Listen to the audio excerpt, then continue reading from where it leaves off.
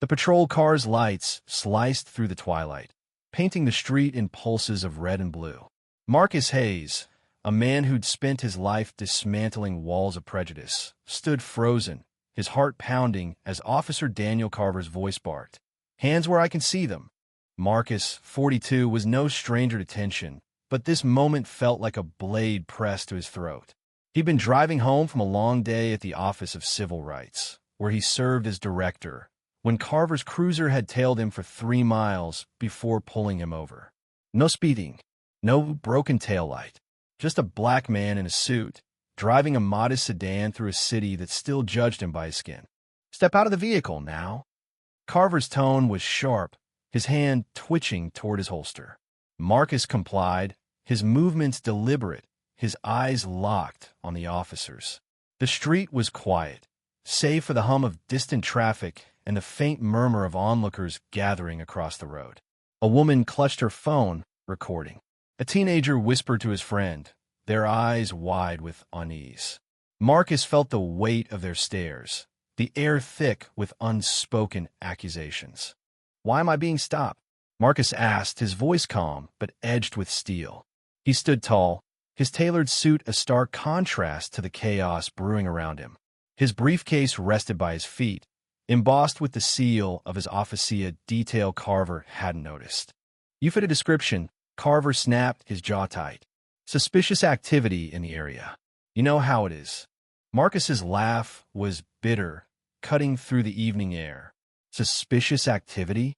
I'm driving home from work. You've got nothing." Carver's face reddened, his authority challenged. "Don't get smart with me. I'll have you on the ground in a second." His hand inched closer to his gun, and the crowd gasped, their murmurs growing louder. Marcus's pulse raced, but he held his ground, his eyes burning with a fire forged from years of fighting battles like this. "Do you even know who I am?" Marcus said, his voice low, almost a growl. The question hung in the air, unanswered, as Carver's partner, Officer Jenna Walsh, approached from the cruiser. She was younger, her face less hardened, but her silence spoke volumes. She stood by Carver, her hand resting lightly on her radio, watching the scene unfold. "Doesn't matter who you are," Carver shot back. "You're in my jurisdiction now." The words stung, not because they were new, but because they were so familiar. Marcus had heard them his whole life in the whispers of teachers who doubted his potential, in the glares of store clerks who followed him down aisles, in the policies he'd spent decades dismantling. He was tired, bone-deep tired, but surrender wasn't in his blood. "Check my ID," Marcus said, nodding toward his briefcase. "It's in there. Front pocket." Carver hesitated, his eyes narrowing. He gestured to Walsh, who knelt and unzipped the briefcase. Her fingers brushed against a leather wallet, and she pulled out Marcus's ID, her eyes scanning it. For a moment, her expression didn't change. Then her brows furrowed, and she looked up at Marcus, then back at the card. "Officer Carver," she said, her voice quieter now, "you might want to see this." Carver snatched the ID, his confidence unshaken. He glanced at it, then froze. His eyes flicked back to Marcus, then to the ID again, as if the words printed there couldn't possibly be true. "Marcus Hayes, Director, Office of Civil Rights." The seal of the city embossed in gold. The crowd's murmurs grew louder, a ripple of realization spreading. The teenager recording zoomed in, his phone capturing every second of Carver's faltering bravado. Marcus stood still, his gaze unwavering, letting the moment sink in. "You didn't answer my question," Marcus said, his voice steady but laced with quiet fury. "Why am I being stopped?" Carver's mouth opened, then closed. He handed the ID back to Walsh, his hand trembling slightly. This doesn't change anything," he stammered, but the words lacked conviction. Walsh stepped forward, her face a mix of unease and professionalism. "Sir, I apologize for the inconvenience," she said, her voice careful. "We'll let you go." Marcus shook his head, his eyes never leaving Carver's. "No, I want an answer. Why was I stopped?" The question wasn't just for Carver, it was for the crowd, for the city, for every moment he'd been made to feel less than human. The air crackled with tension, The street a stage where history played out in real time. Carver's silence was deafening, his authority crumbling under the weight of Marcus's stare. Walsh stepped closer, her voice low. "Mr. Hayes, we're sorry. This was a mistake. A mistake." Marcus's voice rose, not in anger, but in clarity. "This wasn't a mistake. This was a choice. And it's a choice you make every day when you pull over people who look like me for no reason." The crowd was no longer just watching. A woman shouted, "Tell him why."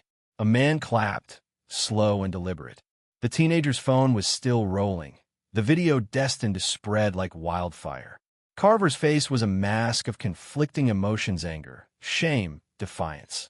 He took a step back, his hand dropping from his holster.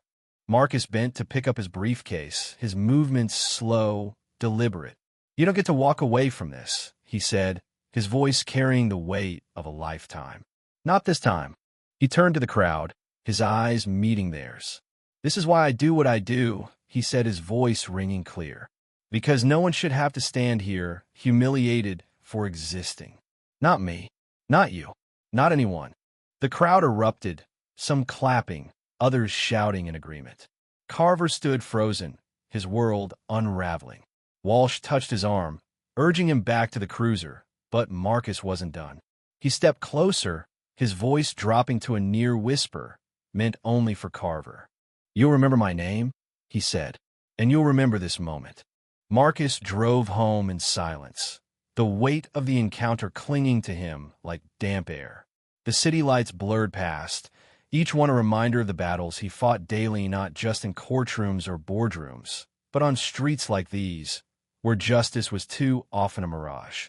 His hands gripped the steering wheel, his knuckles tight, as he replayed Carver's face, the officer's arrogance dissolving into something raw and unguarded. By morning, the video had gone viral. Marcus's confrontation with Carver was trending across platforms, the teenager's shaky footage racking up millions of views. The handwritten signpost in the background, "Racial divide ignites truth," had become a hashtag, a rallying cry. News outlets picked up the story, and Marcus's phone buzzed endlessly with messages from colleagues, activists, and strangers. Some praised his courage.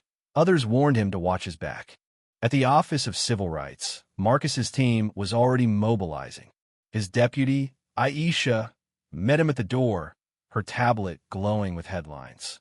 "This is bigger than we thought," she said, her voice urgent. "The mayor's office called. They want a meeting, and Carver's precinct is under scrutiny." Marcus nodded, his face unreadable. "Good. Let's make sure it doesn't end with a meeting." He spent the day fielding calls, drafting statements, and preparing for what came next.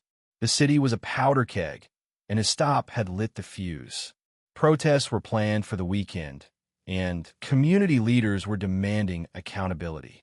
Marcus knew the system too well. Apologies would be issued, promises made, but real change required more than words. It required power, and he had it. That evening, Marcus attended a community forum at a local church, the pews packed with faces reflecting every shade of the city's diversity. The air was thick with emotion, anger, hope, exhaustion. A microphone passed from hand to hand as people shared their stories. A mother stopped while picking up her kids, a teenager profiled for wearing a hoodie, an elder questioned for sitting on his own porch. Each story was a thread in a tapestry Marcus had spent his career trying to unravel. When it was his turn to speak, he stood, his presence commanding silence. "What happened to me isn't new," he began, his voice steady but heavy. "It's not even rare. It's the reality for too many of us. But it's not just about one stop or one officer. It's about a system that lets this happen over and over and calls it justice." The room erupted in applause, but Marcus raised a hand. "I'm not here for cheers. I'm here for change. And change starts when we stop accepting excuses." He outlined his plan: a formal investigation into Carver's precinct, a push for mandatory bias training, and a public audit of traffic stops citywide. The crowd hung on his every word, their trust in him palpable. But Marcus felt the weight of their expectations, the fear that he might fail them. Days later, Marcus met with the mayor and the police chief. The room was sterile, the air heavy with political maneuvering. Carver had been placed on administrative leave, the chief said, his tone practiced. The mayor promised reforms, but Marcus saw the familiar dance of damage control. He leaned forward, his voice cutting through the platitudes. "I don't want promises," he said. "I want data. I want every stop, every arrest, every complaint from the last 5 years. If you're serious about reform, prove it." The mayor hesitated, but Marcus's reputation and the viral video left little room for evasion. By the end of the meeting, they'd agreed to an independent review, with Marcus's office overseeing the process. It wasn't everything, but it was a start. Back at home, Marcus sat alone, the silence of his apartment a stark contrast to the chaos of the week. He opened his laptop, the screen glowing with messages of support. One caught his eye, a video from the teenager who'd recorded the stop. "Mr. Hayes," the boy said, his voice cracking, "you made me believe we can fight this. Thank you." Marcus's throat tightened. He thought of his younger self, growing up in a neighborhood where trust and authority was a luxury no one could afford. He thought of his parents, who taught him to stand tall despite the world's weight. He thought of Carver, whose face he'd never forget, not out of hatred, but as a reminder of why he fought. The next morning, Marcus stood before a press conference, the city watching. "This isn't about one man or one moment," he said, his voice carrying the weight of truth. "It's about all of us. It's about building a world where no one is stopped for the color of their skin, where justice isn't a privilege, but a right." The cameras flashed, the crowd cheered, but Marcus's eyes were on the horizon. He knew the road ahead was long. That one victory didn't erase centuries of pain. But for the first time in days, he felt a flicker of hope, not just for himself, but for the city, for the people who believed in him, and for the boy whose video had sparked a reckoning. As he stepped away from the podium, Marcus glanced at the wooden signpost from that night, now propped outside his office. "Racial divide ignites truth," it read, the words a beacon in the storm. He didn't know what tomorrow would bring, but he knew one thing. He'd keep fighting because that's what it meant to be Marcus Hayes. Thank you for listening. If you find it interesting, please like and subscribe to follow the next stories.